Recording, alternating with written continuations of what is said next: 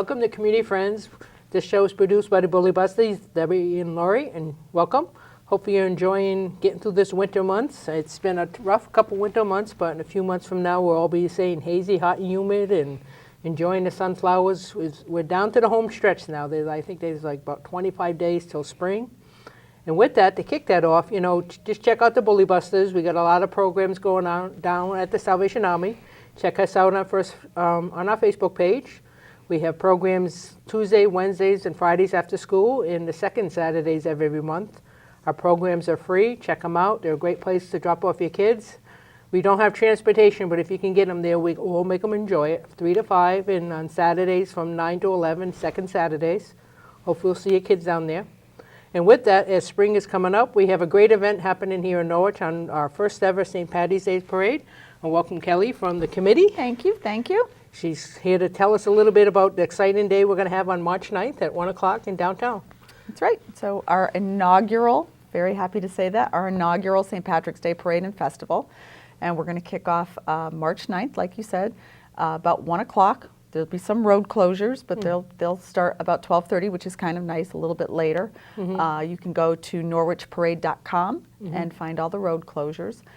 We have about 37 participants, organizations participating in our first ever parade, which I think is a big coup for the parade committee, and lots of people other than myself on that committee and have worn lots of hats. So there's about 37 participants and over 350 people in all those organizations combined will make a short parade, very, very quick, down into the downtown route, and then a big festival in downtown Norwich. Oh, wonderful. So is this weather permitting, given the winter we've been having? This is, I have it on good authority. I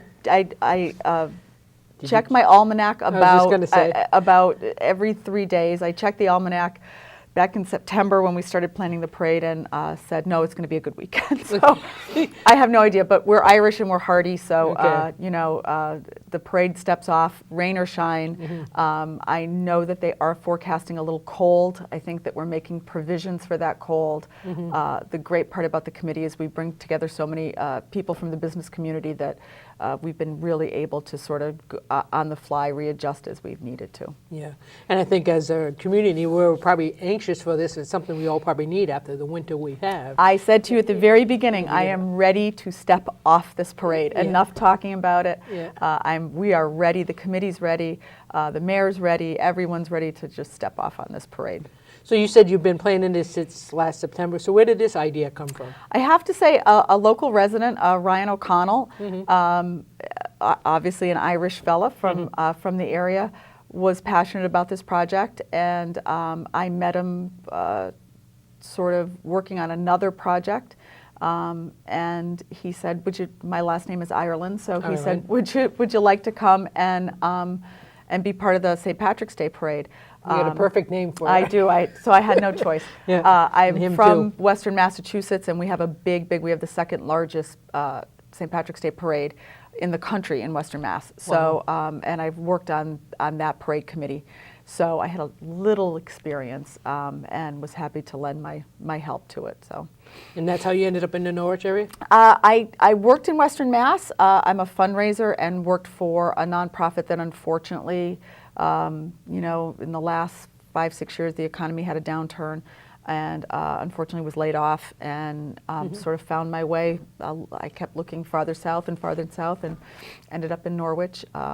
I could have lived anywhere. I like Norwich. I work in the Mystic area, so it's a little bit of commute, but I'm very, very committed. It reminds me of my hometown of Springfield, Mass. Okay. I like that it's ethnically diverse. I like that it has a lot of history. I love the downtown area. So it was just a natural sort of thing that came about. Yeah, same with us. The Bully Busters, we're located in downtown, and it's just, there's so much going on downtown, and we just need more residents to come down and see what's happening down there.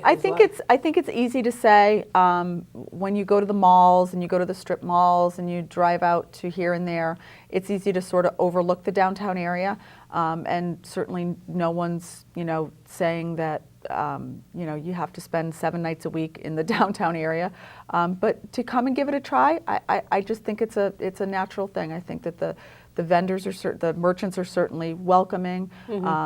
It's got great parking. You know, downtown area's got everything. So, and Yeah. you know, like you said, you've got Bully Busters downtown, especially on First Fridays when you can come down and go to some of the art galleries and you know, have a cocktail with your friends, and the kids are safe down at Bully Busters. That's Yeah. what's And there better is than plenty that. of parking. That's always the misnomer in downtown there.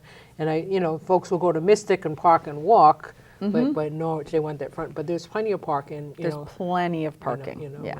and for the parade, there'll be plenty. And Yeah, so we have designated parking areas, lots and lots of, again, please, I ask everybody, go on that norwichparade.com. The designated parking spots are right there. Again, it's going to be a short parade route with a bigger festival at the end. so you want to describe with the route where it starts off? Because it's not it's not like the Norwich Winter Festival parade. It's so not. So you it's going to want- start over behind where Dunkin' Donuts is. That's sort of our queue-up area. And then we're going to come down, now, forgive me because I am a new resident, so we're going to come down Main Street, and then we go up by the theater, and then back Just down. Chestnut Street? Yep. And then we're going to swing back down. There was a little concern about firefighting apparatus making that turn, but the fire chief has assured us that it's all is good. So, and then we come back down past the courthouse and back down into the downtown area. So we'll have a viewing one big stand. loop? Yeah, just one big loop. Yep, Okay. yep. Little up a hill. A little up a hill,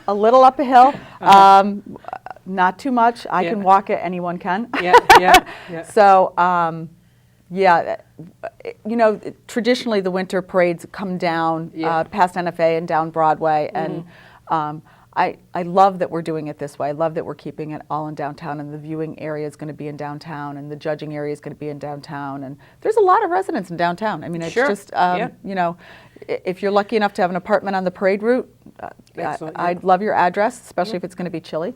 And So- the festival is going to be where? You The said? festival's going to be down right on Main Street, in between sort of like La Stella and the Harp. They'll be Okay. open. They'll have food out. I know that Scott has got big plans for corned beef and cabbage for Yeah. that day, and corned Yeah. beef sandwiches. And then I think there's going to be food as far up, almost as the courthouse. So Oh, good. we've got a lot of vendors coming. There's going to be face painting for the kids. The festival's very family friendly. That's great. I know it. You know, it's St. Patrick's Day, and the committee teases me about my use of the word shenanigans, but I'll use it again. And sometimes St. Patrick's Day can be known for its shenanigans, but Okay. certainly it's very, very family friendly. We've tried very hard. We're going to have a great band coming from upstate New York, and they're going to be playing outside, weather permitting, and if for whatever reason they're not comfortable outside, we're going to move them right into the Harp. So Chasers will be open, Billy Wilson's will be open. You can get your T-shirts there. We have great T-shirts. This will Okay. be the T-shirt of the year. Okay. It's got a great logo that one of our committee members made up with the Compass Rose in it, and 2014, and I don't think I'll tell people what it says on the back, but it's a great T-shirt to keep for St. Patrick's Day for the month of, and go Okay. to your next St. Patrick's Day party in our T-shirt, because it's a good Okay. one. Oh, good. Yep. So you sound very excited about this. It sounds like the Can group you that- tell? No, and which is great, and we need that type of energy in downtown. Yeah, So it's, hopefully it's like I said, I'm chomping at the bit to step off. We have a grand marshal, Mr. Griffin, who's an attorney in town. Yep. He and his wife will be our grand marshal. I'm hoping that they bring their gorgeous golden retriever with them. We'll be stepping. He'll be leading off the parade. Miss Connecticut will be at the parade. Oh, wonderful. We have the Mystic Highland Pipe Band coming. We have a nice gentleman from Rhode Island who really heads up their Scottish parade. He's sort of the Scottish Festival. He's sort of the voice of the Scottish Festival. He's going to come and be our announcer. All these nice folks have either donated their time or done it at such a reduced cost that, you know, it was a gift to us. So we've had great vendors. We've had great sponsors. The Harp and Dragon certainly has. Yeah. And you plan this date around so it's not conflicting with It's the not other conflicting, parades. right? It's not with the other conflicting. parades? No. So 'Cause there's Mystic, I think, does one. Mystic is at the end of the month. Holyoke is in, on the weekend of, which, Holyoke's really only an hour New away. Haven and Hartford does New one. Haven and Hartford. Yep, we have New Haven Color Guard coming, the Emerald Society Color Guard coming, which is a big coup. That's a big honor for us. The fire department and police department are marching together. Even though police department just beat the fire department in guns and hoses at the Did hockey they? game Okay, on yeah, Saturday yeah, night. yeah. Yes, the police department won the big, huge trophy. There'll be trophies for our entrance. I know that Bully Busters is going to have a float. Yep, we're all excited. So our trophies are very Irish theme related. I'm not going to give away too much, but Yeah. they're great trophies, and it's just going to be. I'm very, very much looking And you're forward hoping to this it. is going to be a start of another great tradition here in Norwich. I think that it is. I can't see why it wouldn't be. Mm-hmm. In my mind, it expands. I'd like to see the formation of a Colleen, where girls of Irish heritage can come and really be role models for their heritage and. And that's called a Colleen? A Colleen, Okay. yeah, a Colleen contest. It's a very traditional sort of thing to do with the parade, and one girl is named the Colleen of the parade, and she has to be have good grades and be involved in her community and know a lot about her Irish heritage. But I'm always pushing for that with the committee, and I know that. The Capanos are Scott Capano is very, very committed to this and committed to downtown. He's put forth a good deal of money so that we can have a first annual and a second annual and going forward. Yeah, so, they've been very supportive of yeah, downtown. yeah. My hope is that, I have grandkids, that as my grandkids get big, they'll come and this is an annual thing. It's an annual party Yeah. that you look forward to every St. Patrick's Day. It And sounds- it's really, even if you're not Irish, it's a nice harbinger of spring. When Yeah. things start turning green and parades Yeah. start marching off, you know that spring's not far behind. Yeah, I was out this morning at a doctor's appointment, came out, and there was about 4 or 5 robins out there. I'm like, okay, we're ready. Yeah, That's not too long from now. where I work down in Mystic, we've got little sprouts coming through. I know we have some snow. I hope it Yeah. doesn't do them in, but Yeah.